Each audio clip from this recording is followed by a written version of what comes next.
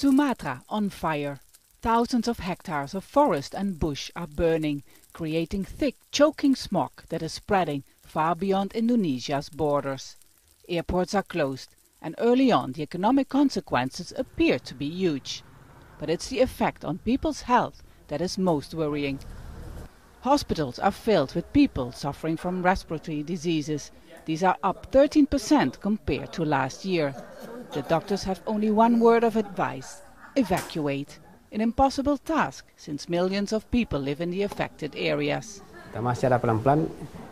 People here are slowly but surely killed by the smoke, especially the elderly and people suffering from respiratory diseases. Small children and pregnant women run a huge risk. Budi Warman was diagnosed with lung cancer after living in the worst-hit area all his life. He had to leave his village due to the smog.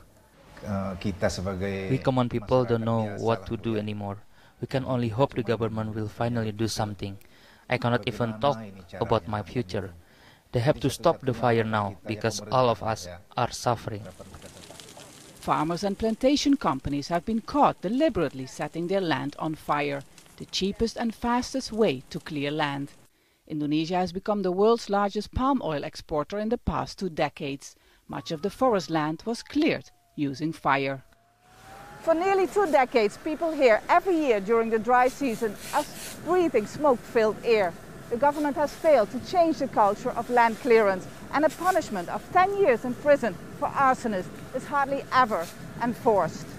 In Riau, only 3 companies in the past 18 years have been brought to court for setting their land ablaze. The new forestry minister, who is heading an emergency task force, promises harsher actions. I apologize because we have to face this problem altogether. We tried very hard to stop the fires in Riau, but now they are burning in the south of Sumatra, and the haze goes everywhere. Let's do this together. Let's overcome it together.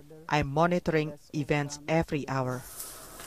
The government has announced that companies won't be allowed to operate anymore when their land is found to be on fire, deliberately lit or not. The worst cases will be blacklisted. Thousands of soldiers have been sent to Sumatra to battle the fires, but most of them are raging in peat several meters deep. It makes it almost impossible to extinguish the fires. Step Vassen, Al Jazeera, Riau, Sumatra.